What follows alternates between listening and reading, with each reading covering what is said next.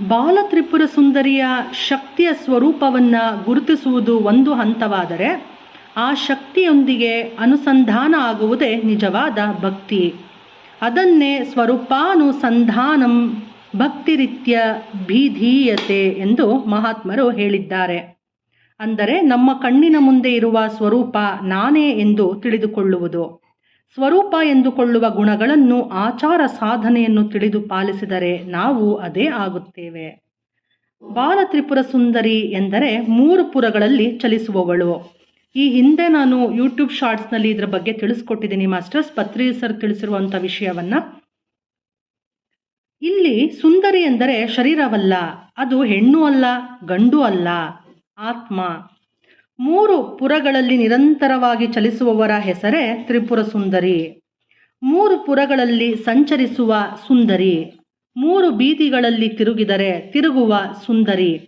ತಿರುಗುವ ಸುಂದರಿಯಿಂದ ತನಗೂ ಹಾಗೂ ತನ್ನ ಸುತ್ತಲೂ ಇರುವವರೆಗೂ ತೊಂದರೆ.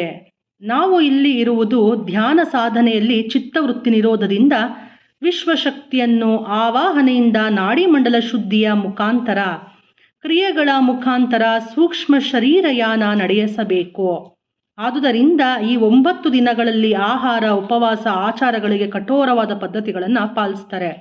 ಚಿತ್ತವೃತ್ತಿ ನಿರೋಧ ನಡೆದು ವಿಶ್ವಶಕ್ತಿಯ ಆವಾಹನೆಯ ಮುಖಾಂತರ ನಾಡಿಮಂಡಲ ಶುದ್ಧಿ ನಡೆಯುತ್ತದೆ ಎನ್ನುವುದು ಅನುಭವದಲ್ಲಿ ತಿಳಿಯುತ್ತದೆ. ಆ ಅನುಭವ ಪಡೆಯಲಿಕ್ಕಾಗಿ ಆಚರಣೆಯನ್ನು ನಾವು ಮಾಡಬೇಕು ಮಾಸ್ಟರ್ಸ್. ನಂಬಿಕೆ ಅಪನಂಬಿಕೆಗಳ ಮಧ್ಯೆ ಇರುವುದು ಮೂಢಭಕ್ತಿ. ಅವೆರಡನ್ನ ಬದಿಯಲ್ಲಿಟ್ಟು ಸಾಧನೆಯನ್ನು ಮಾಡಿದರೆ ಅದುವೇ ಭಕ್ತಿ. ಅಂದರೆ ಧ್ಯಾನ ಸಾಧನೆ ಮಾಡಿದ್ರೆ ಅದೇ ಭಕ್ತಿ. ಬಾಲತ್ರಿಪುರ ಸುಂದರಿಯಂತೆ ನಾವು 3 ಪುರಗಳಲ್ಲಿ ಸಂಚರಿಸಬೇಕು ಎನ್ನುವ ದೃಢ ಸಂಕಲ್ಪ ಇದ್ದರೆ ಧ್ಯಾನದ ಮುಖಾಂತರ ಚಿತ್ತವೃತ್ತಿ ನಿರೋಧ ನಡೆದು ನಾಡಿಮಂಡಲ ಶುದ್ಧಿಯಾಗಿ ಸೂಕ್ಷ್ಮ ಶರೀರಯಾನ ನಡೆದೇ ತೀರುತ್ತದೆ. ಈ ಸ್ಥೂಲ 1 ಪುರ, ಕಣ್ಣಿಗೆ ಕಾಣುವ ಸ್ವಪ್ನ 2ನೆಯ ಪುರ. ಪ್ರತಿನಿತ್ಯ ನಮ್ಮಲ್ಲಿ ನಡೆಯುತ್ತಿರುವ ಪ್ರತಿಯೊಂದು ಕಾರಣ ಕಾರ್ಯ ಎಂಬುದು 3ನೆಯ ಪುರ. ಈ 3 ಪುರಗಳಲ್ಲಿಯೂ ಸದಾ ಸಂಚರಿಸಬೇಕು. ತ್ರಿಪುರ ಸುಂದರಿ ಸ್ಥೂಲ ಸೂಕ್ಷ್ಮ ಕಾರಣ.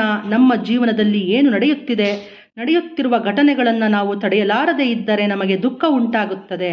ನಮ್ಮ ದುಃಖಗಳು ಏಕೆ ಎನ್ನುವ ಕಾರಣ ತಿಳಿಯದೇ ಇದ್ದರೆ ಇತರರು ನನ್ನ ದುಃಖಕ್ಕೆ ಕಾರಣ ಎಂದು ನಾವು ಭಾವಿಸ್ತಾ ಇರ್ತೀವಿ. ಆದರೆ ತ್ರಿಪುರ ಸುಂದರಿಯಾಗಿರುವವರಿಗೆ ನನಗೆ ನಡೆಯುತ್ತಿರುವ ಮಾನ ಅಪಮಾನಗಳಿಗೆ, ನನಗೆ ನಡೆಯುತ್ತಿರುವ ಕಷ್ಟ ನಷ್ಟಗಳಿಗೆ ಕಾರಣವನ್ನು ಕಾರಣಲೋಕದಲ್ಲಿ ಅನ್ವೇಷಿಸಿ ತಿಳಿದುಕೊಂಡವರಿಗೆ ಅರ್ಥವಾಗುತ್ತದೆ ಮಾಸ್ಟರ್ಸ್.